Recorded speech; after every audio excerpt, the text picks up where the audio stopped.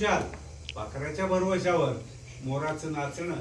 आंब्याच्या झाडातलं अजून मला आठवतं माझं घर खेड्यातलं ऋण काढून सहन करणं म्हणजे पाप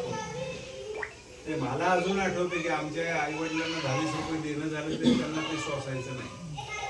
कसं फेडावं आपण चिंता त्यांना भेटायची आता काळ बदलला व्याख्या बदलल्या जितकं जास्त कर्ज तितका मोठा माणूस झाला 1 कोटी कर्ज मोठा माणूस 10 कोटी कर्ज त्याहून मोठा माणूस कर्ज बुडवलेला सगळ्यात मोठा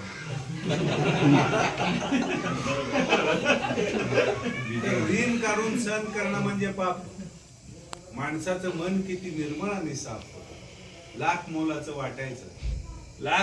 वाटायचं समाधान थोड्यातलं अजून मला आठवतं माझं घर खेड्यातलं